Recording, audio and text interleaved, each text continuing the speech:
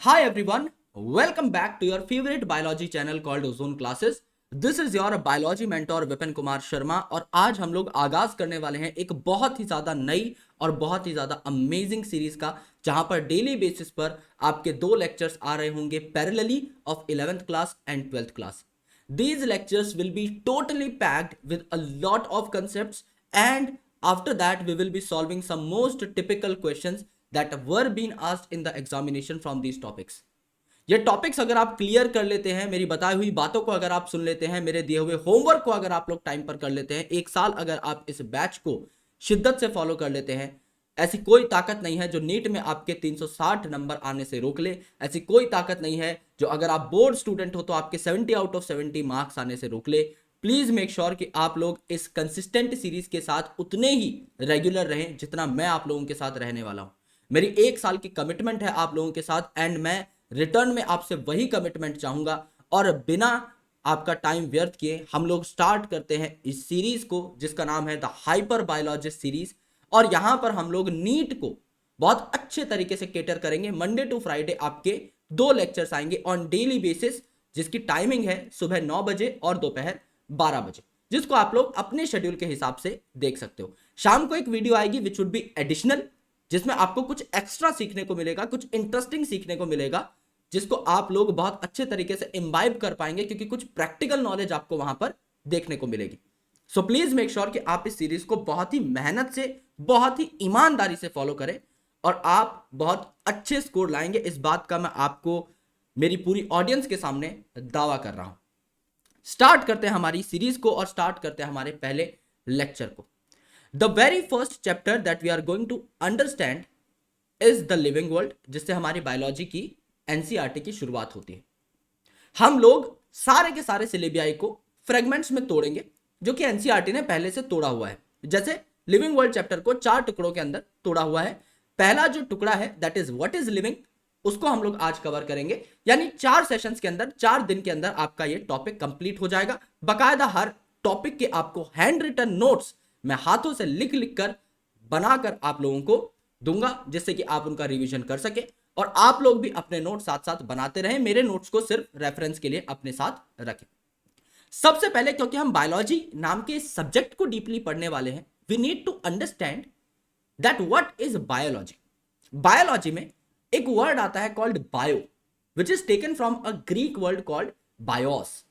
BIOS का मतलब होता है लिविंग. यानी जितने भी जीव जंतु हैं इस अर्थ के ऊपर, जितने भी लिविंग ऑर्गेनिजम्स हैं, और उन लिविंग ऑर्गेनिजम्स के अंदर जितने भी लिविंग रिएक्शंस चल रहे हैं, उन सब की स्टडी को हम लोग बायोलॉजी नाम के सब्जेक्ट के अंदर करते हैं. लॉजी का मतलब स्टडी होता है, विच is taken from a word logos, जिसका मतलब होता है पढ़ना. यानी बायोलॉजी में आप बायो को पढ़ते हो, यानी लिविंग ऑर्गेनिजम्स को पढ़ते हो, और लिविंग ऑर्गेनिजम्स के अंदर जो जो चीजें हो रही हैं आप उनके बारे में स्टडी करते हो. यानी biology is the science of life forms, यानी जितने भी जीव जंतु हैं उनकी स्टडी, एंड लिविंग प्रोसेसेस, उनके अंदर जो भी रिएक्शंस हो रहे हैं, जो भी केमिकल प्रोसेसेस हो रहे हैं, उनकी स्टडी आप करते हो बायोलॉजी नाम के सब्जेक्ट के अंदर. आपको जानकर के हैरानी होगी कि लिविंग वर्ल्ड जो है बहुत ज्यादा डाइवर्स है, और ये इतना डाइवर्स है कि यहां पर अभी तक हम लोगों ने from the origination of earth जितने स्पीसीज को आइडेंटिफाई किया है उनका नंबर है 1.7 टू 1.8 मिलियन स्पीसीज. यानी अगर आप लाख के अंदर बात करें तो 17 से 18 लाख अलग अलग तरीके की जो स्पीसीज है वो आज तक आइडेंटिफाई करी जा चुकी है. और एक स्पीसीज के अंदर काफी सारे ऑर्गेनिजम्स होते हैं. अगर मैं आपसे ह्यूमन पॉपुलेशन की बात करूं कि इस पूरी धरती के अंदर कितने ह्यूमन पाए जाते हैं, तो आप क्या कहोगे कि लगभग 7 बिलियन के आसपास आपके ह्यूमंस हैं इस धरती पर. तो ये जो 7 बिलियन ह्यूमंस है मेरे दोस्त, ये सारे के सारे मिलकर सिर्फ एक स्पीसीज बनाते हैं. तो आप देखिए सिर्फ एक स्पीसीज के अंदर ही इतने सारे ऑर्गेनिजम्स हैं, 700 करोड़ ऑर्गेनिजम्स हैं. तो सोचकर देखिए 17 से 18 लाख स्पीसीज हैं, और इसमें काफी सारे तो छोटे छोटे इंसेक्ट्स हैं जिनका नंबर ह्यूमन के मुकाबले करोड़ों गुना होता है. तो इस धरती पर कितने सारे ऑर्गेनिजम्स होंगे, दे आर ट्रूली अनकाउंटेबल.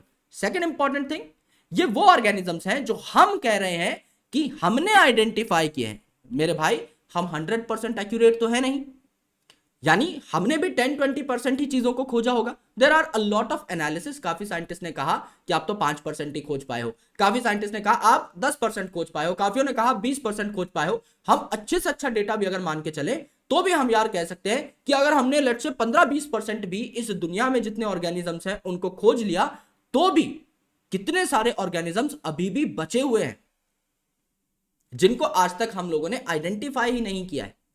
यानी a lot of organisms are waiting for getting identified, यानी a lot of species are not yet identified, are not yet identified। इनको तो अभी तक आइडेंटिफाई किया भी नहीं गया है। ऑलराइट, यानी कि अभी बहुत ज्यादा मेहनत बाकी है इस धरती पर जितने भी ऑर्गेनिजम्स हैं उन सबको अच्छे तरीके से हमें आइडेंटिफाई करने में। पर टू बी वेरी प्रैक्टिकल, हम हर ऑर्गेनिजम्स को आइडेंटिफाई नहीं कर सकते। उसके पीछे एक रीजन है। ऑर्गेनिज्म बनते भी रहते हैं वक्त के साथ, यानी नई स्पीसीज तैयार भी होती रहती है, जिसे हम कहते हैं द प्रोसेस ऑफ स्पीशिएशन, यानी स्पीसीज का बनना। और स्पीसीज डिस्ट्रॉय भी होती रहती है, जिस प्रोसेस को हम लोग कहते हैं एक्सटिंक्शन। आपने सुना होगा रिसेंटली मॉरिशस का एक बर्ड डोडो एक्सटिंक्ट हुआ था। उसके अलावा काफी सारे ऑर्गेनिजम्स हैं। एक राइनोसोरस की स्पीसीज थी जो अभी एक्सटिंक्ट हुई थी, उसका एक लास्ट एनिमल जो था वो बचा हुआ था।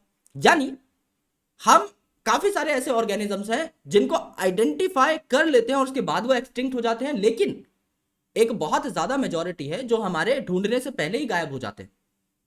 एक बात आप पढ़ेंगे इकोलॉजी के अंदर, एक बहुत अच्छा रेफरेंस दिया हुआ एनसीईआरटी की बुक में कि हमारी जो खोज है ना वो एक लाइब्रेरी के अंदर जारी है। हम इस साइड से किताबों को लिस्ट करना स्टार्ट कर चुके हैं कि अच्छा ये किताब है लाइब्रेरी के अंदर, और उस साइड से लाइब्रेरी में आग लग चुकी है। तो जब तक आप इतनी किताबों के नाम लिखोगे 10% किताबों के, तब तक 50% लाइब्रेरी जल चुकी होगी। और यही एक्चुअल में दुनियादारी के अंदर हो रहा है। जब तक हम 10 नए जीव खोजेंगे तब तक 50 पुराने जीव एक्सटिंक्ट भी हो चुके रहेंगे और हम उनका डॉक्यूमेंट के अंदर नाम भी ऐड नहीं कर पाएंगे। So it is very impossible कि हम कभी सारे के सारे ऑर्गेनिजम्स जो अर्थ के ऊपर है इनको आइडेंटिफाई ना कर पाए। हम सिर्फ मेजर जो हॉटस्पॉट्स है, ऐसी जगह जहां पर बहुत ज्यादा स्पीसीज मिलती हैं, वहीं पर अपना फोकस रखते हैं, जिससे कि हम एक बेहतर आउटकम क्रिएट कर सके, ज्यादा से ज्यादा आउटपुट दे सके कम से कम मेहनत के अंदर। पुराने जमाने के जो लोग थे जिनको साइंटिफिक नॉलेज चाहे बहुत ज्यादा ना हो, लेकिन वो भी कोशिश करते थे कि मैटर को अपने तरीके से अलग अलग टुकड़ों में तोड़ा जाए। तो उन्होंने मैटर को 2 तरीके के टुकड़ों में तोड़ा। पहला एनिमेट मैटर। एनिमेट नाम किससे मिलता जुलता है? एनिमल से, यानी ये लिविंग मैटर है, यानी ये लिविंग मैटर है। अब लिविंग मैटर है तो इसके अंदर क्या क्या आ जाएगा दोस्त? आपके प्लांट्स आ जाएंगे, आपके एनिमल्स आ जाएंगे, आपके इंसेक्ट्स आ जाएंगे। तो पुराने जो लोग थे इन्होंने कहा कि ये जो प्लांट्स, एनिमल्स, इंसेक्ट्स हैं ये तो बनाते हैं आपका एनिमेट मैटर, और इन एनिमेट मैटर मतलब आपका नॉन लिविंग मैटर जो है ये कौन तैयार करेगा? ऐसा मैटर जिसमें जान ना हो, जो निर्जीव हो। फॉर एग्जाम्पल आपकी फायर है तो फायर के पास खुद की कोई लाइफ नहीं है। आपकी विंड है, उसके पास खुद की कोई लाइफ नहीं है।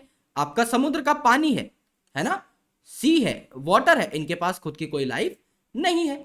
तो 2 तरीके से चीजों को डिफाइन किया गया, डिवाइड किया गया। एनिमेट मैटर मतलब आपका लिविंग मैटर, और इन एनिमेट मैटर मतलब आपका नॉन लिविंग मैटर। ये बात हमें बस समझनी थी। एनसीईआरटी में एक छोटा सा आपका जिक्र था इस चीज का, तो हमने भी जिक्र कर दिया। अब 2 तरीके के व्यूज है बायोलॉजी में, और ये सारी बातें एनसीईआरटी की बता रहा हूं। अब आप सोचोगे सर लिविंग वर्ल्ड सीधा स्टार्ट कर दो, एनसीईआरटी में ये बातें तो है ही नहीं। तो आप एनसीईआरटी को एक बार गौर से देखना। अर्नेस्ट मेयर साहब की जीवनी से पहले आपको ये सारी बातें एनसीईआरटी के अंदर ही मिलेंगी। मैं एक भी पॉइंट यहां पर स्किप नहीं करूंगा। एंथ्रोपोसेंट्रिक व्यू कौन सा है बायोलॉजी का? Anthropocentric view of biology. Anthropocentric view of biology को अगर हम समझें तो एक लाइन के अंदर मैं बता देता हूं आपको। यहां पर ह्यूमन जो है it is considered superior than, or we can say more important than all other species। यानी अगर किसी स्पीसीज की डेथ हो जा रही है हमें बहुत ज्यादा फर्क नहीं पड़ता, ह्यूमन की डेथ नहीं होनी चाहिए। यानी एक इंसान अगर मर जाए तो उसकी जान की कीमत है, अगर हमारे बगल में बैठा हुआ मेंढक मर जाए तो उसकी जान की कीमत नहीं है। अगर एक इंसान मर जाए तो उसकी जान की कीमत है, लेकिन अगर किसी डॉग का एक्सीडेंट हो गया तो उसकी जान की कीमत नहीं है। इसे एंथ्रोपोसेंट्रिक व्यू ऑफ बायोलॉजी कहा जाता है। एंथ्रोपोसेंट्रिक व्यू का मतलब ह्यूमन को बहुत ही ज्यादा सुप्रीम और सुपीरियर कंसिडर किया गया है। दूसरा है बायोसेंट्रिक व्यू। बायो मतलब लिविंग, यानी सारे लिविंग आपके बराबर हैं, यानी यहां पर बोला गया all living organisms, all living organisms are considered equal, are considered equal. सबको बराबर माना गया, चाहे वो मेंढक हो, चाहे वो डॉग हो, चाहे वो कैट हो, चाहे वो बफेलो हो, चाहे वो काऊ हो, चाहे वो भेड़ हो, बकरी हो, ह्यूमन हो, सबको बराबर माना गया, ह्यूमन को सुप्रीम नहीं माना गया। तो यहां पर आपको ज्यादा बायोलॉजिकल एडवांसमेंट्स देखने को मिलती हैं। जो हमारी बायोलॉजिकल ट्रेजरी है, जो हमारे पास बायोलॉजिकल खजाना है, उसको हम लोग तब ज्यादा एक्सप्लोर कर पाएंगे जब हम हर स्पीसीज को बराबर इज्जत दें। और हमारे भारत के अंदर कहा जाता है वासुदैव कुटुंबकम, यानी हम ये मान के चलते हैं कि ये जो पूरा ब्रह्मांड है, ये जो पूरी धरती है, इसके अंदर जितने भी जीव हैं, ये सारे हमारे फैमिली मेंबर्स हैं। हम सब लोग एक परिवार हैं और हम सब लोगों को इक्वल इंपॉर्टेंस मिलनी चाहिए, जो कि बायोसेंट्रिक व्यू में कहा गया। आप बायोलॉजिकल इंपॉर्टेंस किसी चीज की तभी समझ सकते हो जब आप उसको इक्वल दर्जा दो ह्यूमंस के कंपैरिजन में। इसीलिए एंथ्रोपोसेंट्रिक व्यू को बहुत ज्यादा प्रोग्रेसिव नहीं माना जाता। एंथ्रोपोसेंट्रिक को कहा जाता है it is not very progressive. लेकिन वहीं अगर आप बायोसेंट्रिक व्यू को देखें तो it is considered super progressive as compare to that of anthropocentric view. उसके बाद अलग अलग ऑर्गेनिजम्स में सिमिलैरिटीज होती हैं। वो सिमिलैरिटीज दो तरीके की हैं, वर्टिकल सिमिलैरिटीज और हॉरिजॉन्टल सिमिलैरिटीज। अब आपको इन भाई साहब को देख के लग रहा होगा यार ये तो बहुत अलग है, ये तो हमारे जैसा नहीं है। पर मैं आपको एक बात बता दूं कि ये जो भाई साहब है यहां पर, ये भी हमसे काफी ज्यादा मिलते जुलते हैं, ये भी हमसे काफी ज्यादा सिमिलर है। लेट्स से यहां पर एक कपल था, ठीक है, ये आपका हमने एक कपल में मेल बनाया, इसकी मूछें बना दी, और यहां पर ये एक फीमेल थी, इसकी भैया चुटिया बना देते हैं, है ना। सेक्सुअल डायमॉर्फिज्म भी दिखाना पड़ेगा, मेल फीमेल अलग अलग दिखानी पड़ेंगी। तो यहां पर हमने एक मेल बनाया जिसको हम लोग बायोलॉजी में इस एरो से दिखाते हैं, इस सर्कल के ऊपर इस एरो से हम लोग मेल दिखाते हैं। और हमने एक फीमेल बनाई, हम इस सर्कल के नीचे प्लस लगाते हैं, दैट इज फीमेल। तो हमने एक मेल और फीमेल बनाई। अब इस मेल और फीमेल की शादी हुई, so there would be some sort of sexual intercourse in between them. यहां पर मेरे भाई इन्होंने क्या किए, बच्चे पैदा करे, है ना। अब इनको समझ लो दो लड़के हुए, ओके। दो लड़के क्यों पैदा करवा रहा हूं, क्योंकि मूछ बनाना चोटी बनाने से ज्यादा आसान है और वक्त है दोस्त हमारे पास कम, इसीलिए दो मुच्छड़ भाई फटाफट बना देता हूं, ठीक है। ये मत सोचना सर ने भाई धोखाधड़ी कर दी या सर ने, है ना, महिलाओं को सपोर्ट नहीं किया, ऐसा कुछ नहीं है दोस्त। आप यहां पे चोटी भी बना सकते हो, दो लड़कियां भी बना सकते हो। अब यहां पर देखो, ये जो बच्चे पैदा हुए हैं यहां पर, इन बच्चों में पेरेंट्स के कंपैरिजन में काफी सिमिलैरिटीज होंगे यार। अगर बेसिक एट्रीब्यूट्स की बात करी जाए तो आपके सेम स्पीसीज के जो मेंबर्स हैं इनमें सिमिलैरिटीज तो होंगी। तो पेरेंट्स और प्रोजेनीज के बीच में जो सिमिलैरिटीज होती हैं इन्हें आप क्या बोलते हैं, वर्टिकल सिमिलैरिटीज। वर्टिकल मतलब सीधी लाइन खींच रही है ना, वर्टिकल मतलब देखो सीधी लाइन खींच रही है, एक जनरेशन दूसरी जनरेशन। सो वर्टिकल सिमिलैरिटीज हैं आपके पेरेंट्स और प्रोजेनी के बीच में। प्रोजेनी का मतलब होता है बच्चे। और यहां पर इन दोनों भाइयों के बीच में अगर आप सिमिलैरिटी देखो यार, इनके बीच में भी तो सिमिलैरिटी होंगी ना, पर ये सेम जनरेशन के हैं तो इसमें सीधी लाइन नहीं खींचेगी। सेम जनरेशन के हैं तो इक्वल पेडेस्टल के ऊपर है, तो इनको आप क्या बोलोगे, इनके बीच में कौन सी सिमिलैरिटीज होंगी, horizontal similarities, horizontal similarities, horizontal similarities. इसी हिसाब से इस दुनिया की जब संरचना हुई, ये दुनिया जब स्टार्ट हुई तो एक ऑर्गेनिज्म सबसे पहले बना था। उस ऑर्गेनिज्म से इस दुनिया के अंदर सारे के सारे ऑर्गेनिजम्स की फॉर्मेशन हुई।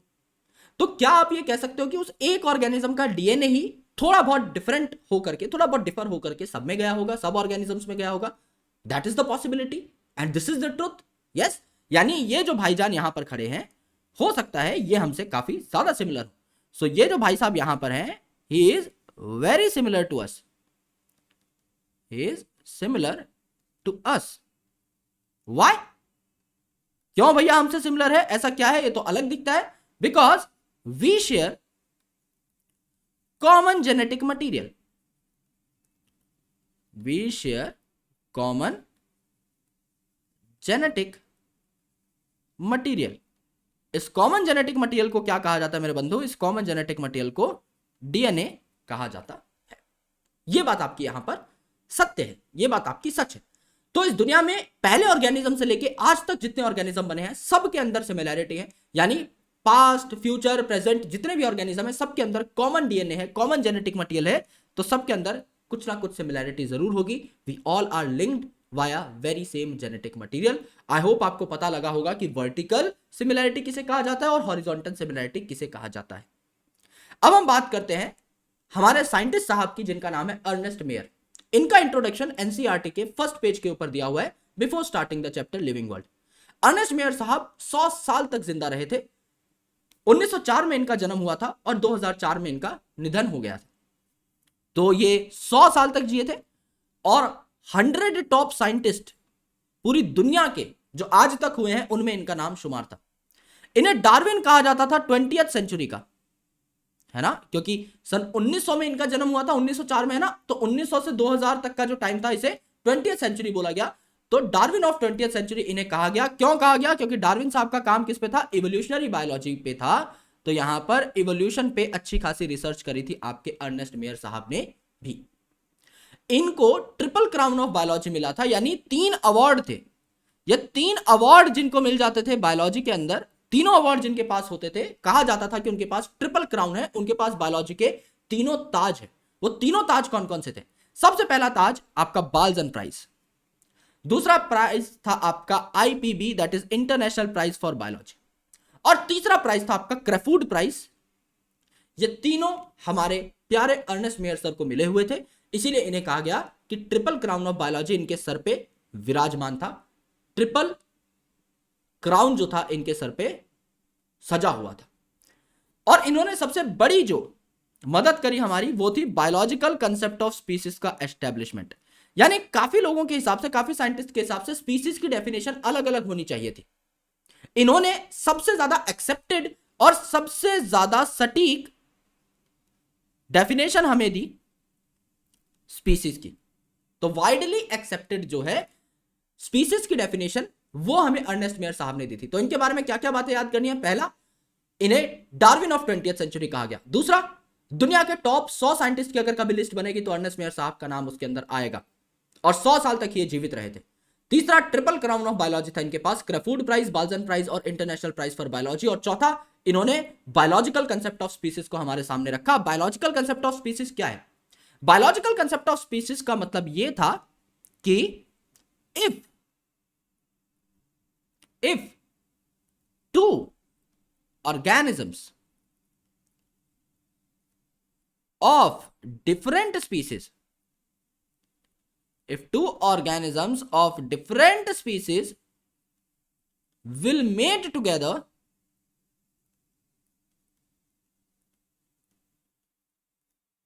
then their progeny will become sterile। यानी यहां पर क्या कहा गया कि अगर दो अलग अलग स्पीसीज के ऑर्गेनिज्म साथ में मेट करते हैं तो उनका बच्चा स्टेराइल हो जाएगा, यानी उनका बच्चा आगे फिर बच्चे पैदा नहीं कर पाएगा, ये फर्टाइल नहीं रहेगा। स्टेराइल का मतलब जो बच्चे पैदा नहीं कर सकता, जो फर्टाइल नहीं होता। फर्टाइल का उल्टा होता है स्टेराइल। यानी स्पीसीज की डेफिनेशन क्या हुई अकॉर्डिंग टू अर्नेस्ट मेयर? एक स्पीसीज के ऑर्गेनिजम्स कौन है? Organisms of a species can breed together, यानी साथ में सेक्स कर सकते हैं, और ना सिर्फ सेक्स कर सकते हैं but can make a fertile offspring. उनका बच्चा भी जो है वो भी फर्दर फर्टाइल होता है, अपने बच्चे पैदा कर सकता है। तब जाके जो दो पेरेंट थे उन्हें कहा जाएगा भाई ये सेम स्पीसीज के थे। फॉर एग्जांपल, एक मेल है ह्यूमन, एक फीमेल है ह्यूमन, ये दोनों जब सेक्स करेंगे तब जाके बच्चा पैदा होगा, that will also be human, और वो भी फर्टाइल होगा, वो भी आगे बच्चे पैदा कर सकता है। इसका मतलब मेल और फीमेल जो हमने स्टार्टिंग में लिए थे सेम स्पीसीज के थे, क्योंकि इनका बच्चा फर्टाइल निकला। अगर एक गधा है और एक घोड़ी है, या एक गधी है और एक घोड़ा है, तो ये दोनों अलग अलग स्पीसीज हो गई।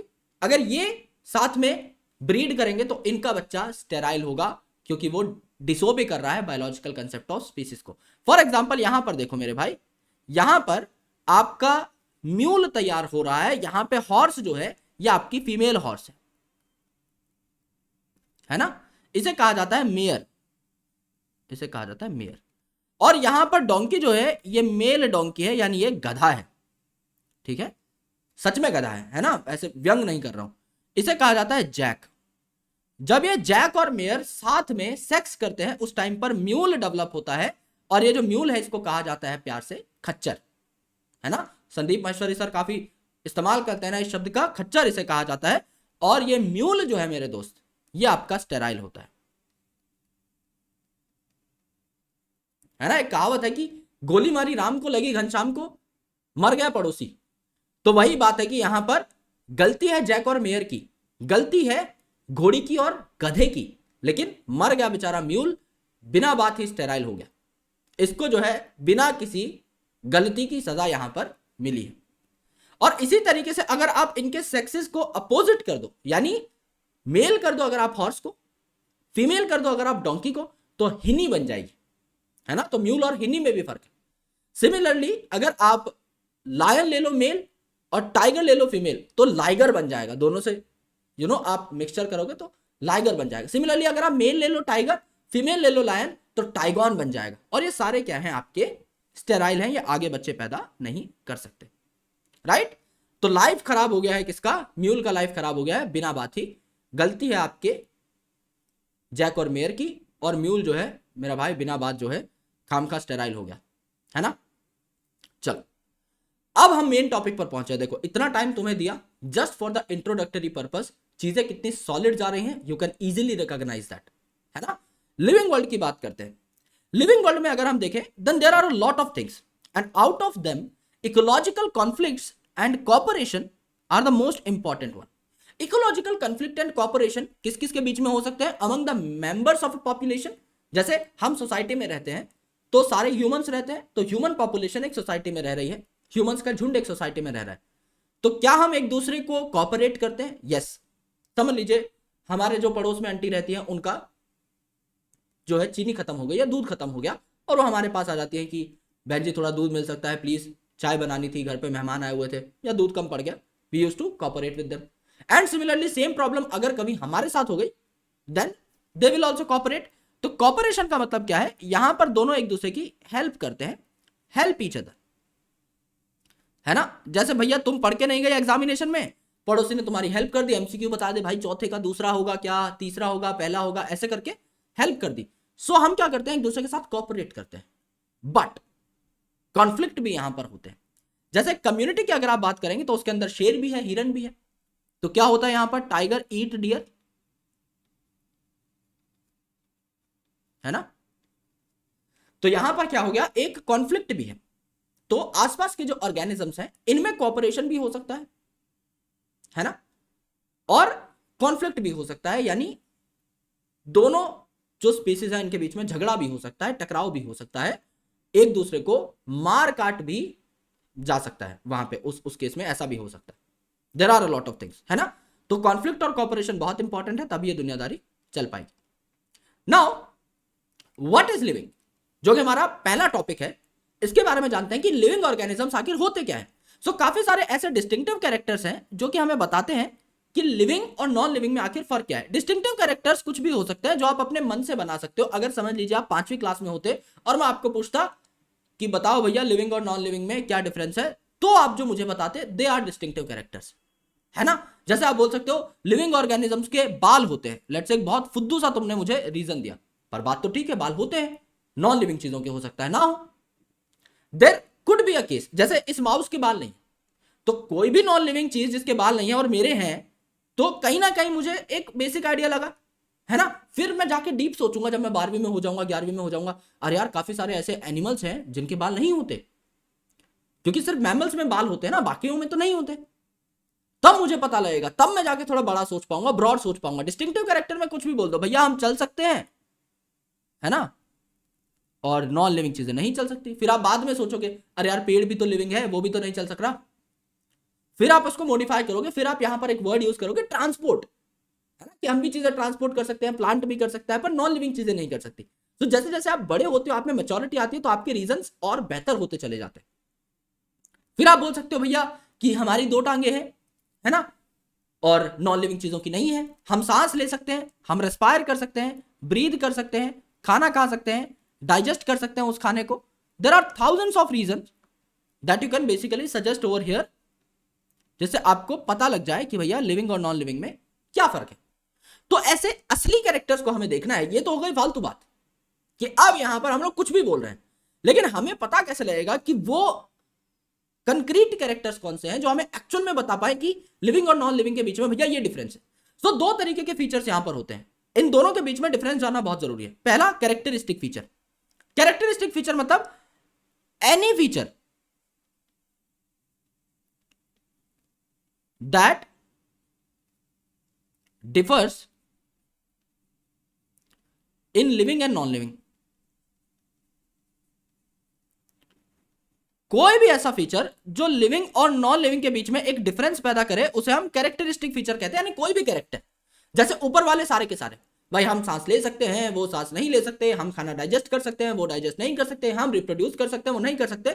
कोई भी डिफरेंस है, any difference, that will be characteristic feature. But defining feature का मतलब क्या है? ये बहुत सॉलिड चीज है दोस्त। डिफाइनिंग फीचर का मतलब क्या है? डिफाइनिंग फीचर का मतलब ऐसा फीचर जो 100% लिविंग ऑर्गेनिजम्स में हो, यानी एक्सेप्शन नहीं होना चाहिए दोस्त। अगर आप बोल रहे हो कि ये लिविंग ऑर्गेनिज्म के अंदर होता है, जैसे आपने बोला कि लिविंग ऑर्गेनिज्म चल सकते हैं, प्लांट तो नहीं चल रहे, तो वो डिफाइनिंग फीचर नहीं हुआ, वो कैरेक्टरिस्टिक फीचर हो गया। जैसे आपने बोला कि लिविंग ऑर्गेनिजम्स बच्चे पैदा कर सकते हैं, भाई लास्ट स्लाइड में आपने जो पढ़ा म्यूल, ये तो बच्चे पैदा नहीं कर रहा था, पर लिविंग तो है, चलता है हमारी आंखों के सामने। तो 100% में नहीं हुआ ना, तो it's not a defining feature, वो कैरेक्टरिस्टिक फीचर होगा। प्लस 0% नॉन लिविंग के अंदर हो, 0% नॉन लिविंग के अंदर हो, है ना, यानी किसी भी नॉन लिविंग में ना हो। जैसे अगर मैं बोलता हूं ग्रोथ, ग्रोथ का मतलब मास का बढ़ना, वजन का बढ़ना। तो एक पहाड़ जो है, नीचे प्लेट्स टकराती हैं, पहाड़ आपका और ऊपर आ जाता है, उसका मास और बढ़ जाता है, पहाड़ के ऊपर बर्फ गिर जाती है, उसका मास और बढ़ जाता है। तो ग्रोथ जो है वो तो नॉन लिविंग चीजों में भी हो रही है, तो it's not a defining feature. अगर एक भी नॉन लिविंग में चीजें हो रही हैं, दैट इट्स नॉट डिफाइनिंग। हमें क्या चाहिए? 100% लिविंग ऑर्गेनिजम्स में चीजें हो, 0% नॉन लिविंग में हो, तभी हम उसे डिफाइनिंग बोलेंगे। और अगर काफी सारे एक्सेप्शंस हैं तो कैरेक्टरिस्टिक फीचर तो किसी को भी बोल सकते हैं, वो तो आप आंख बंद करके लिख देना, कोई भी कैरेक्टर है उसमें लिख सकते हो characteristic feature, without any doubt. ये मैं आपको पहले ही बता दे रहा हूं। लेकिन डिफाइनिंग फीचर मतलब 100% कंक्रीट फीचर है, सारे लिविंग्स में होगा विदाउट एक्सेप्शन, किसी भी नॉन लिविंग में नहीं होना चाहिए, तब जाके डिफाइनिंग फीचर बोलोगे। अब देखते हैं कि डिफाइनिंग और कैरेक्टरिस्टिक फीचर्स हैं कौन कौन से। सबसे पहली चीज है ग्रोथ। तो हर लिविंग ऑर्गेनिज्म जो है मेरे भाई ये ग्रो करता है, ठीक है। हर लिविंग ऑर्गेनिज्म बढ़ता है। हम जब पैदा हुए थे तो छोटे से थे, अब बड़े हो गए। एक प्लांट था, पहले सीडलिंग था, है ना, पहले सीड था, फिर सीडलिंग बना, फिर आपका और अच्छे तरीके से ग्रो कर गया, प्लांटलेट बना, फिर प्लांट बन गया। तो सबकी ग्रोथ हो रही है। Every living organisms grow without any exception. पर इस ग्रोथ के ट्विन कैरेक्टर्स हैं, 2 चीजें हैं जो डिटरमाइन करती हैं कि कोई चीज ग्रो कर रही है नहीं। इनमें से एक भी हो रहा है, it means that things are growing. इन दोनों में से एक भी हो तो आप उसे ग्रोथ बोलोगे। पहला, इंक्रीज इन मास, यानी वजन बढ़ना। तो क्या ये सिर्फ लिविंग में हो सकता है? मैंने आपको किसका एग्जांपल दिया था? पहाड़ का दिया था।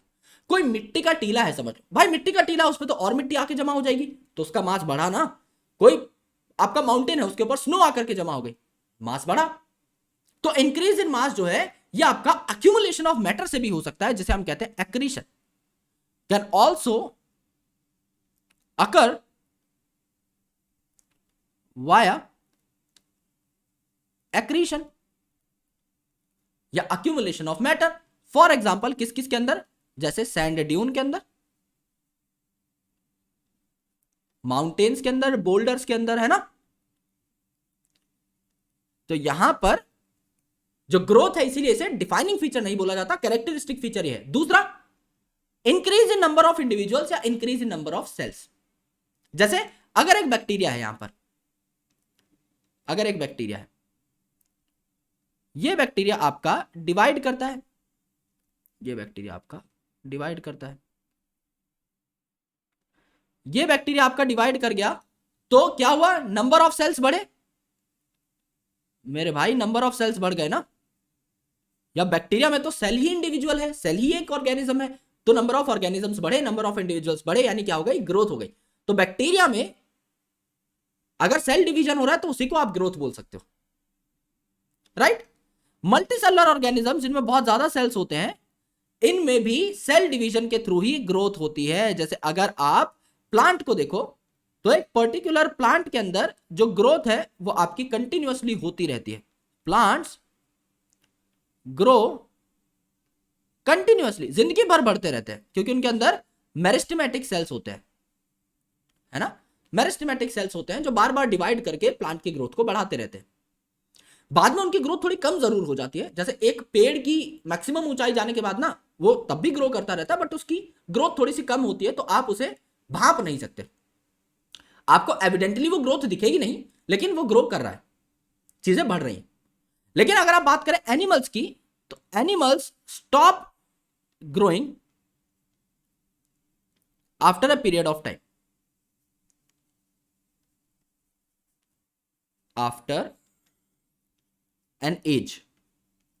एक उम्र के बाद आपकी ग्रोथ होना बंद हो जाती है। कुछ एक सेल्स हैं जो आपकी बॉडी में रिपेयर वगैरह के लिए डिवाइड करते रहते हैं। जैसे समझ लीजिए आपको कहीं चोट लग गई है ना, तो आपके सेल्स रिपेयर होते रहेंगे और आपकी बॉडी में ऐड होते रहेंगे और आपका काम चलता रहेगा, बट मेजॉरिटी ऑफ जो सेल्स हैं वो डिवाइड करना बंद कर देंगे। तो मल्टी सेलुलर ऑर्गेनिजम्स के अंदर, यानी कॉम्प्लेक्स ऑर्गेनिजम्स के अंदर, ग्रोथ और सेल डिवीजन जो है, सॉरी ग्रोथ और रिप्रोडक्शन जो है ये एक्सक्लूसिव इवेंट्स है ना। यानी आप ग्रो कर रहे हैं या सेल डिवीजन हो रही है तो उस टाइम पर जरूरी नहीं है आपकी रिप्रोडक्शन भी हो रही हो। समझ लो यार, मेरी कोहनी पे चोट लग गई तो अब कुछ सेल्स आकर के वहां पर डिवाइड करेंगे और मेरी कोहनी की चोट को भरेंगे। इट डजंट मीन कि मैं उस टाइम पे रिप्रोड्यूस कर रहा हूं, कोई सेंस नहीं बनती इस बात की। लेकिन बैक्टीरिया के अंदर या यूनिसेलुलर ऑर्गेनिजम्स के अंदर ये बात नहीं है। उनके अंदर 3 प्रोसेसेस इंक्लूसिव होते हैं। अगर एक सेल से 2 सेल बन रहे हैं तो क्या उसे सेल डिवीजन बोल दोगे? भैया सेल डिवीजन ही तो हुआ ना, एक सेल से 2 सेल बनना। अब एक सेल से 2 सेल बने, यानी एक ऑर्गेनिज्म से 2 ऑर्गेनिज्म बने, नंबर ऑफ इंडिविजुअल्स बढ़े जो ऊपर लिखा हुआ है, तो क्या इसे रिप्रोडक्शन बोल दोगे? बिल्कुल बोल दोगे।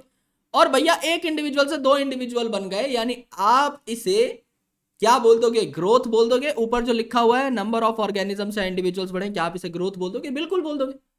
यानी ग्रोथ, रिप्रोडक्शन और सेल डिवीजन तो इंक्लूसिव इवेंट्स हैं, सारी चीजें एक साथ हो सकती हैं, they are inclusive in nature. अब यहां पर देखो, आप अगर इन विट्रो देखोगे किसी चीज को या एक यूनिसेलुलर ऑर्गेनिजम्स को, इन विट्रो मतलब आउटसाइड द बॉडी, है ना। जैसे हमारी बॉडी के अंदर कोई रिएक्शन हो रही है तो वो क्या है? इन वीवो है ना। अगर कोई चीज इनसाइड द बॉडी होती है इन नेचुरल कंडीशन, अगर कोई चीज इनसाइड द बॉडी होती है इन नेचुरल कंडीशन तो उसे इन वीवो कहा जाता है। जबकि यहां पर आप अगर देखोगे आउटसाइड द बॉडी हो रही है इन सिमिलर कंडीशंस, मिलती जुलती कंडीशंस लेबोरेटरी में दे दी जाती हैं एक पर्टिकुलर प्रोसेस को होने के लिए, तो उसे इन विट्रो ग्रोथ कहा जाता है, इन विट्रो कंडीशंस कहा जाता है।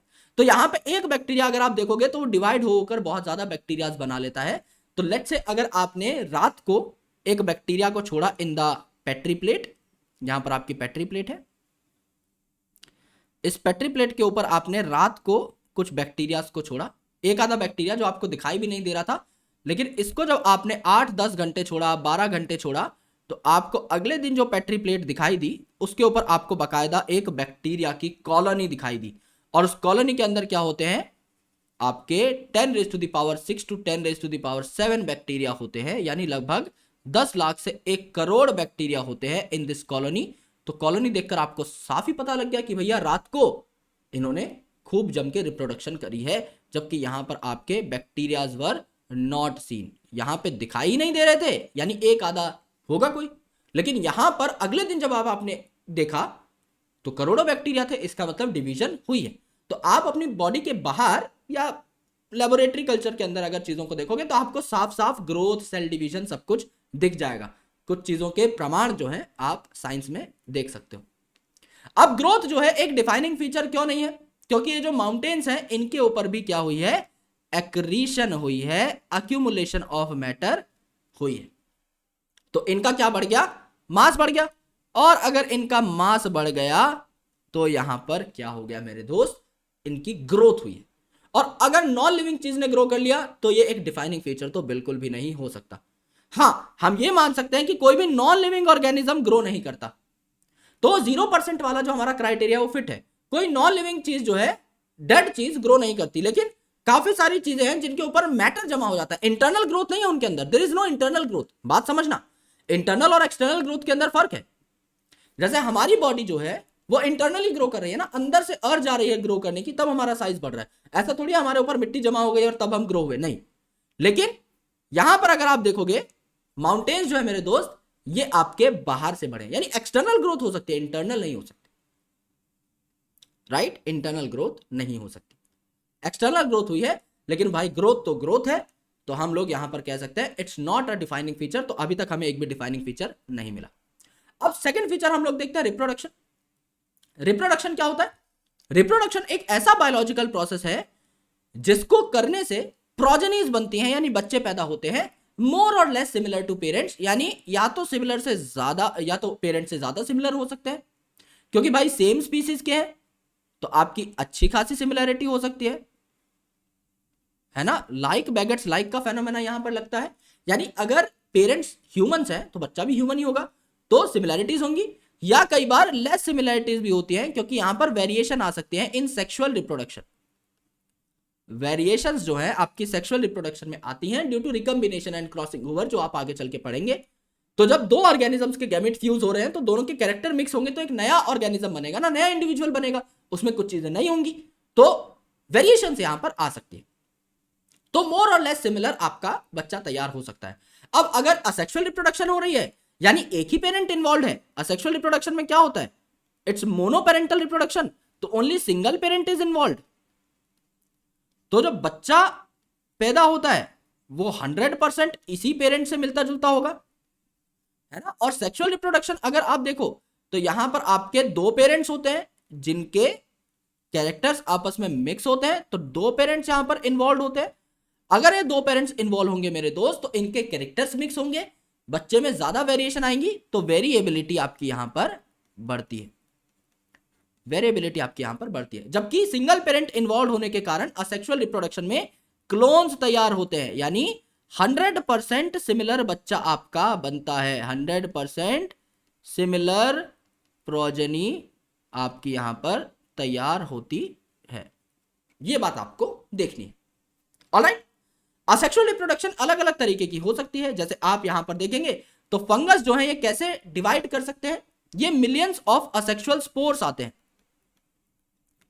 है ना।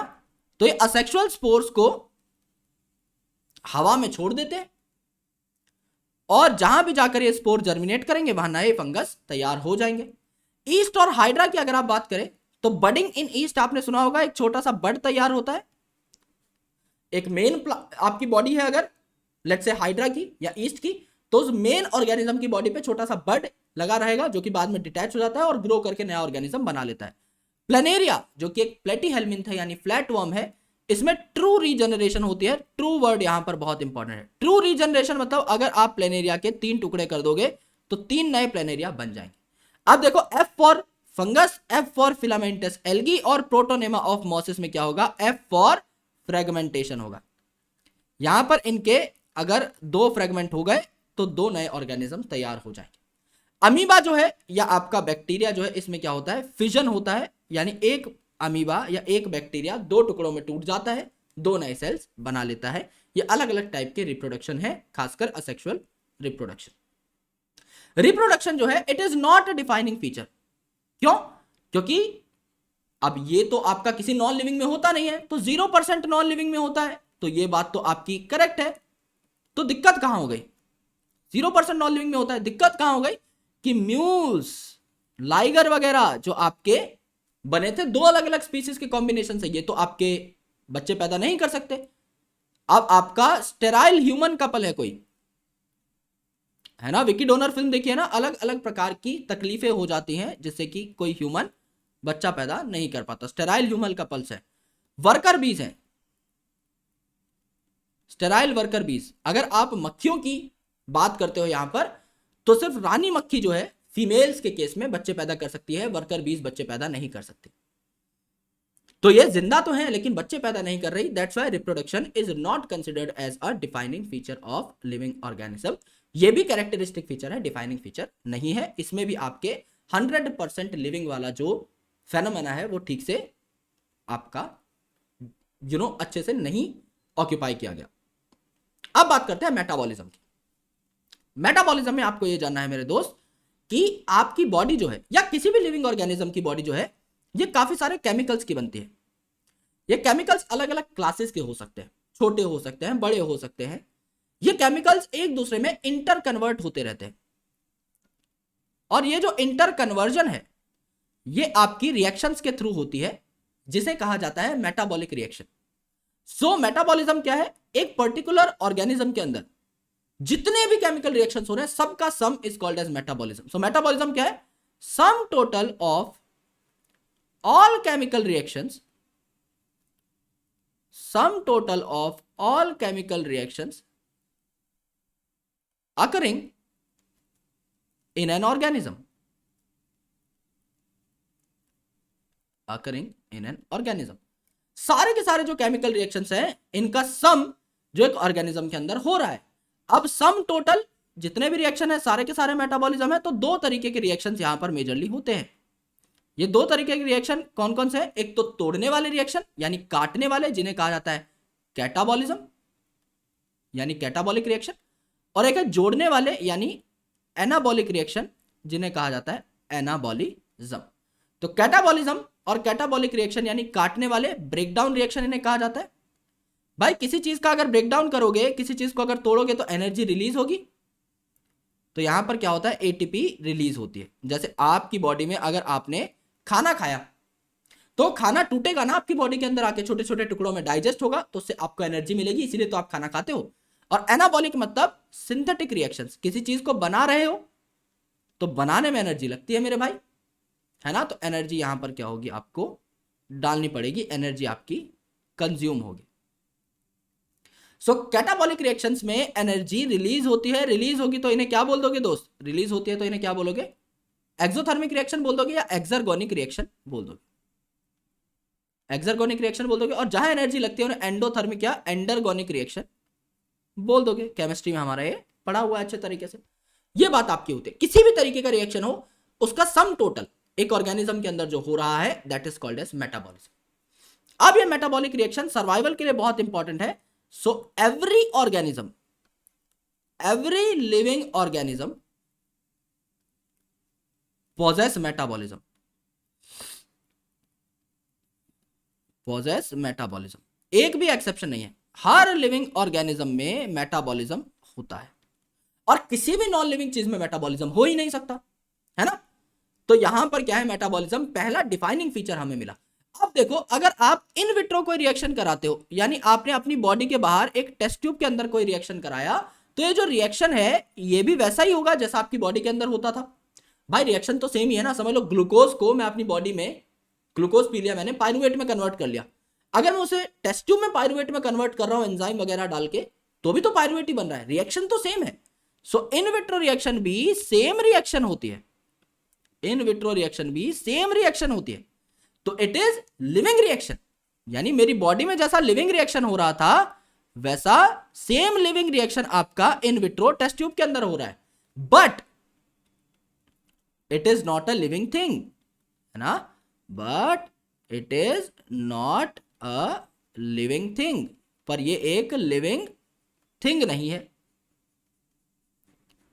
पर ये एक लिविंग थिंग नहीं है। ये लिविंग ऑर्गेनिज्म थोड़ी हो जाएगा, टेस्ट ट्यूब तो टेस्ट ट्यूब ही है। ये रिएक्शन सेम टू सेम है हमारी बॉडी वाला, लिविंग रिएक्शन है बट लिविंग थिंग नहीं है। इस बात को आपको नोट करना है। तो मेटाबॉलिज्म जो है is a defining feature, is a defining feature. और कैरेक्टरिस्टिक फीचर तो ऑब्वियसली होगा ही होगा, उसमें तो कोई दो राय है ही नहीं। ये बात यहां पर हो जाती। Now the next feature is cellular organisation. क्या कोई ऐसा ऑर्गेनिज्म है जो बिना सेल के जिंदा रह सकता है? नहीं। Having a cell is the most fundamental need is the most fundamental need to be called living. भाई सेल के बिना तो जीवन है ही नहीं, सेल से छोटा कुछ भी सरवाइव कर ही नहीं सकता। आप क्या बोलते हो? Cell is the structural and functional unit of life. ना सेल के बिना कोई स्ट्रक्चर है, ना सेल के बिना कोई फंक्शन है, तो जियोगे कैसे? अब आप सोचोगे वायरस जो है वो तो जिंदा रहता है, भाई उसे भी तो सेल चाहिए, वो भी तो किसी के सेल में जाके जिंदा रहता है, इसीलिए वायरस को हम लिविंग कंसिडर नहीं करते, it's a crystalline particle. So cellular organisation is also a defining feature, it's also a defining feature. जिसके पास सेल है वो लिविंग, जिसके पास सेल नहीं है वो नॉन लिविंग। सिंपल साधारण सी बात है। नाउ कॉन्शियसनेस, ये जो फीचर है इसके बगल में आप लिख लो इट्स अ बाप फीचर। अगर कभी दो चीजों के बीच में झगड़ा हो जाए और आपको एक को चुनना हो तो बाप फीचर को चुनोगे, दैट इज कॉन्शियसनेस। कॉन्शियसनेस कि आप कितने कॉन्शियस हो, आपको पता होना चाहिए कि आसपास एनवायरनमेंट में कौन कौन से चेंजेस हो रहे हैं, आप उनको सेंस कर पाओ, यानी आप चेंजेस का पता लगा पाओ। ये पहला पार्ट है, to sense. And second important part is to respond. ऐसा नहीं कि मुंह पे खड़े होकर देख रहे हो चीजें कि अच्छा सेंस कर लिया भाई गर्मी बढ़ रही है, मेरे भाई पंखा भी तो चलाओ वरना झुलस जाओगे गर्मी से। पते होने से कुछ थोड़ी होता है कि हाँ पता लग गया भाई गर्मी है, हो गया मेरा काम, कुछ एक्शन भी तो लेना पड़ेगा ना। या पता लग गया सर्दी है, एक्शन भी तो लोगे, कम्बल भी तो निकालोगे, है ना। तो सेंस भी करना है चीजों को और रिस्पॉन्ड भी करना है। इसे technically complicated and most obvious feature कहा जाता है लिविंग ऑर्गेनिज्म का, इसीलिए इसे बाप फीचर कह दिया हमने, पहले ही बात ही खत्म। अलग अलग स्टिमुलस होते हैं जिनको हम लोग सेंस कर सकते हैं, जैसे आपके फिजिकल स्टिमुलस हो सकते हैं, जैसे कोई रेडिएशन वगैरह है, या आपके फिजिकल स्टिमुलस हो सकते हैं। कोई आपका केमिकल है, जैसे आपका एसिड हो गया, कोई अल्कली हो गया। इसके अलावा बायोलॉजिकल स्टिमुलस है, कोई ऑर्गेनिज्म हो गया। इनसे अलग अलग जीव जंतुओं को सिग्नल्स मिलते रहते हैं। जैसे भाई लाइट है, सन रेडिएशन, बहुत ज्यादा तेज लाइट है तो उस हिसाब से प्लांट रिएक्ट करेगा, है ना। अगर कोई केमिकल आके बैठ गया प्लांट के ऊपर, या कोई ऑर्गेनिज्म आके बैठ गया, जैसे मैं आपको रेफरेंस देता हूं, देखो यहां पे मक्खी बैठ गई आकर के प्लांट के ऊपर, तो प्लांट जो है ये इंसेक्टिवोरस प्लांट है, जैसी मक्खी आके बैठी इसका ऑस्मोटिक पोटेंशियल जनरेट हो गया, जिससे ये जो इसकी पत्तियां हैं वो बंद हो गई, यानी स्टिमुलस आया। स्टिमुलस कौन है? इंसेक्ट। अब क्या करें भैया, स्टिमुलस आ गया, सेंस कर लिया, तो रिएक्शन क्या दिया आपने स्टिमुलस के ऊपर? रिएक्ट क्या किया? रिएक्ट आपने ये किया कि ऑस्मोटिक पोटेंशियल जनरेट हुआ, ऑस्मोटिक पोटेंशियल जनरेटेड, जिस वजह से क्या हो गया, लीफलेट क्लोज हो गई, और ये जो आपका इंसेक्ट है इसको ट्रैप कर लिया गया, इंसेक्ट आपका ट्रैप हो गया।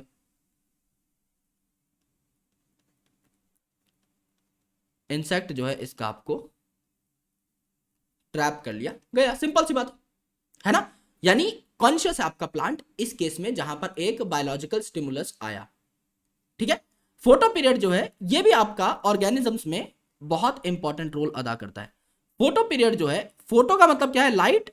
फोटो का मतलब क्या है? आपका लाइट, यानी सन से आने वाली लाइट, और पीरियड का मतलब क्या है? टाइम, कि कितने टाइम के लिए लाइट आई। ये चीज काफी सारे फैक्टर्स को डिफाइन करती है। जैसे इन एनिमल्स, फोटो पीरियड से क्या पता लगेगा? अगर समझ लो दिन छोटे होने लग गए, बहुत टाइम तक दिन छोटे होने लगे, तो एनिमल्स को क्या पता लग जाएगा कि आपका ब्रीडिंग सीजन आ चुका है। अगर वो सर्दी में ब्रीड करता है तो इसे पता लगेगा कि ब्रीडिंग सीजन आ चुका है, और अगर ये सीजनल ब्रीडर है तो इसको सर्दी गर्मी का पता लग जाएगा, और फोटो पीरियड से दिन और रात का पता लग जाएगा। कोई ऑर्गेनिज्म है जो आपका नॉक्टर्नल है, जो रात में बाहर निकलता है, तो उसे पता लग जाएगा भैया अंधेरा हो गया, रात हो गई। या अगर वो डायर्नल है, दिन में बाहर निकलता है, तो इसे पता लग जाएगा कि भैया दिन हो गया है। ये बात है। सिमिलरली अब प्लांट्स के अंदर देखो, अब प्लांट्स के अंदर देखो, प्लांट्स के अंदर अगर आप देखोगे मेरे भाई, तो ये जो फोटो पीरियड है इससे फ्लावरिंग होती है। कुछ शॉर्ट डे प्लांट होते हैं जिनको छोटा दिन चाहिए, लंबी रात चाहिए, उन्हें लॉन्ग नाइट प्लांट भी बोल सकते हैं। तो फ्लावरिंग जो है शॉर्ट डे प्लांट में सिर्फ तभी होगी जब एक क्रिटिकल डे लेंथ से कम ड्यूरेशन की सनलाइट पड़े। नाम ही है शॉर्ट डे, तो कम सनलाइट चाहिए, लॉन्ग डे ज्यादा सनलाइट चाहिए, उस हिसाब से प्लांट की फ्लावरिंग होगी। सो प्लांट और एनिमल में फोटो पीरियड का बहुत इंपॉर्टेंट रोल होता है, यह बात आपको जाननी है। Now self consciousness. अब कॉन्शियसनेस का मतलब क्या था? एनवायरमेंट में जो चेंजेस हो रहे हैं हमें पता लग रहे हैं। सेल्फ कॉन्शियसनेस मतलब हम खुद के लिए कितने ज्यादा अवेयर हैं। Self awareness, self awareness that is called as self consciousness. तो कॉन्शियसनेस जो थी ये आपकी बाप कैरेक्टर थी, है ना। तो हम क्या कह रहे थे? Consciousness is a defining feature, consciousness is a defining feature.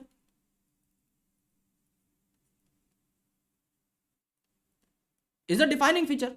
जबकि अगर आप देखें यहां पर सेल्फ कॉन्शियसनेस,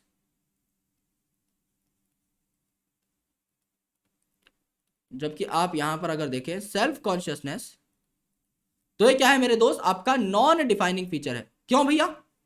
क्योंकि मेरे दोस्त ये आपके हर लिविंग ऑर्गेनिज्म में नहीं पाया जाता, ये सिर्फ लिविंग ऑर्गेनिजम्स के नाम पर ह्यूमन के अंदर ही पाया जाता है ना। It is found only in humans, present only in humans, है ना। तो कोई बात बनी ही नहीं, सिर्फ ह्यूमंस में पाया जा रहा है, बाकी लिविंग ऑर्गेनिजम्स में तो है नहीं। बट हमें चाहिए 100% ऑर्गेनिजम्स का स्पेक्ट्रम, तो ये एक डिफाइनिंग फीचर नहीं हुआ। तो कॉन्शियसनेस एक डिफाइनिंग फीचर है, बट सेल्फ कॉन्शियसनेस एक डिफाइनिंग फीचर नहीं है। इन दोनों चीजों में कभी भी जिंदगी में कंफ्यूज नहीं होना है। Underlying interaction, very important topic. देखो यार, आपके एटम्स हैं यहां पर, या मान लो सब एटॉमिक पार्टिकल्स हैं, आपके इलेक्ट्रॉन्स हैं, है ना, आपके प्रोटॉन्स हैं, आपके न्यूट्रॉन्स हैं। ये जो इलेक्ट्रॉन प्रोटॉन्स न्यूट्रॉन्स होते हैं इन्हें क्या कहा जाता है? सब एटॉमिक पार्टिकल, सब एटॉमिक पार्टिकल। ये सब एटॉमिक पार्टिकल्स मिलकर के एक और कॉम्प्लेक्स चीज बनाते हैं, ऐसी चीज जो इन सब एटॉमिक पार्टिकल्स का बाप है, जिसमें बहुत ज्यादा कैरेक्टर्स हैं, इन सब एटॉमिक पार्टिकल से ज्यादा कैरेक्टर्स हैं। तो ये आपका न्यूक्लियस बना, जिसमें आपका प्रोटॉन और न्यूट्रॉन रहता है, और साइड में आपके इलेक्ट्रॉन्स इन ऑर्बिट्स के अंदर मूव कर रहे होते हैं। ये बात हम लोग जानते हैं ऑलरेडी, है ना। यहां पर 2 इलेक्ट्रॉन्स बना देते हैं, बाहर भी 2 ही बना देते हैं। ये क्या हो गया? ये आपका एक एटम हो गया। अब एटम के अंदर कुछ ऐसे फीचर्स हैं जो मिल करके एक और कॉम्प्लेक्स चीज बनाते हैं, जिसे हम क्या बोलते हैं? मॉलिक्यूल बोलते हैं, जिसे हम बोलते हैं मॉलिक्यूल, है ना। काफी सारे एटम्स मिले लेट से, और इन्होंने क्या बनाया? मॉलिक्यूल्स बना लिए। अब ये जो मॉलिक्यूल्स है मेरे दोस्त, ये जो मॉलिक्यूल्स हैं ये आगे चल के क्या बनाएंगे? बायोलॉजिकल मॉलिक्यूल्स बना सकते हैं, जिन्हें बायोमॉलिक्यूल्स कहा जाता है। जैसे आपका लिपिड है, आपका प्रोटीन्स हो गए, आपका न्यूक्लिक एसिड हो गए, आपका कार्बोहाइड्रेट हो गए। ये क्या कहलाते हैं? ये कहलाते हैं आपके बायोमॉलिक्यूल्स, है ना। तो अब क्या हुए? बायोमॉलिक्यूल्स। नाम क्या हो गया? बायोमॉलिक्यूल्स। यानी यहां पर बायोलॉजी की शुरुआत हो चुकी है, यहां पर बायोलॉजी की शुरुआत हो चुकी है। अब ये जो बायोमॉलिक्यूल्स है ना, ये आपस में मिलजुल कर क्या बनाते हैं? सेल ऑर्गेनेल बनाते हैं। जैसे माइटोकॉन्ड्रिया बना लिया, क्लोरोप्लास्ट बना लिया, न्यूक्लियस बना लिया, राइबोसोम बना लिया, लाइसोसोम बना लिया, कुछ कुछ बना लिया। और ये ऑर्गेनेल्स मिलकर के क्या बनाती हैं? आपका एक फुल फ्लेजेड सेल बनाती है, जहां पर लाइफ की शुरुआत होती है। बायोलॉजी की शुरुआत कहां पर हुई? बायोमॉलिक्यूल्स में। लाइफ की शुरुआत कहां हुई? सेल के पॉइंट ऑफ टाइम पर। अब ये जो मेरे भाई सेल है, ये आगे चल के और एडवांस होगा, और सारे सेल्स मिलकर के क्या बनाएंगे मेरे दोस्त? टिश्यूज बनाएंगे। हम सबको पता है, एक जैसा काम करेंगे, एक जैसा स्ट्रक्चर होगा, एक जैसा फंक्शन होगा, टिश्यूज बनाएंगे। एक जैसे टिश्यूज मिलकर के क्या बनाएंगे? और कॉम्प्लेक्स बनाएंगे ऑर्गन, और कॉम्प्लेक्स ऑर्गन्स मिलकर के क्या बनाएंगे? ऑर्गन सिस्टम्स बनाएंगे। और ऑर्गन सिस्टम आपका क्या बनाएगा? अल्टीमेटली एक इंडिविजुअल बनाएगा, जिसको हम क्या कहते हैं? ऑर्गेनिज्म कहते हैं। इसको हम ऑर्गेनिज्म कहते हैं, यानी एक पूरा जीव बनाएगा। तो हमने देखा कि कैसे आपका सब एटॉमिक पार्टिकल से, इलेक्ट्रॉन प्रोटॉन न्यूट्रॉन से आपका एक ऑर्गेनिज्म बना, और हर लेवल पे हम क्या कर रहे हैं, इमर्ज करते जा रहे हैं और बेहतर बनते जा रहे हैं। हम क्या करते हैं, और इमर्ज होते जा रहे हैं और बेहतर बनते जा रहे हैं। जैसे जैसे चीजें इंटरेक्ट करेंगी और इमर्ज होंगी और बेहतर बनेंगी, यानी आने वाले टाइम पे और ज्यादा बेहतर चीजें बनती हुई चली जाएंगी। Interaction and emergence, interaction and emergence, interaction and emergence, interaction and emergence and so on. Her point of time पर लोअर लेवल की चीजें इंटरेक्ट करती है और हायर लेवल की चीजें बनाती हैं इमर्ज होकर के। यानी कि therefore we can say that interaction and emergence leads to better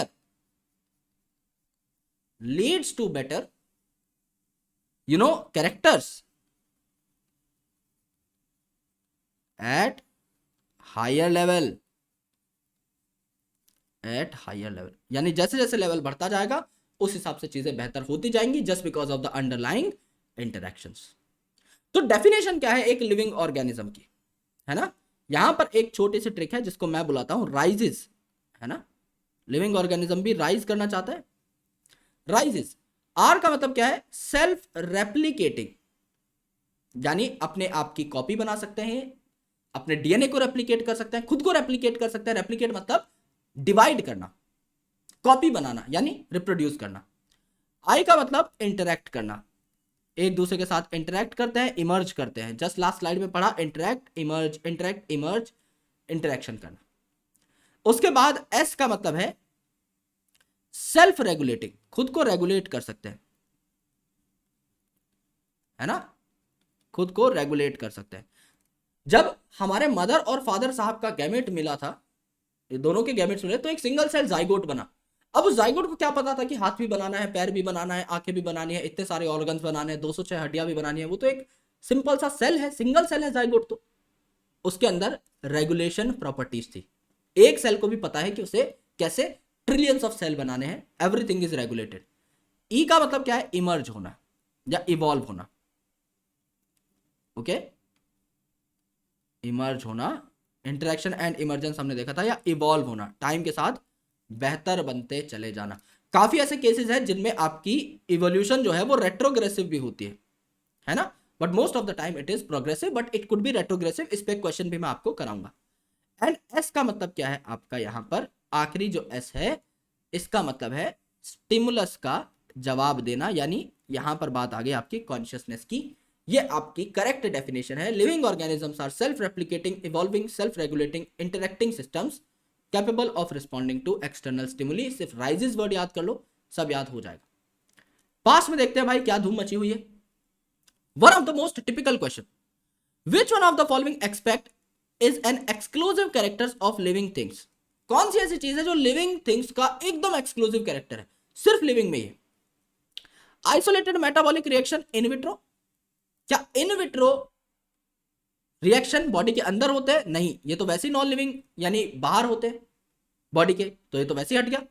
increase in mass from inside only, इसको रिव्यू के लिए रख लेते हैं। इनसाइड आपका लिविंग में होता है, नॉन लिविंग में इट इज लेस पॉसिबल।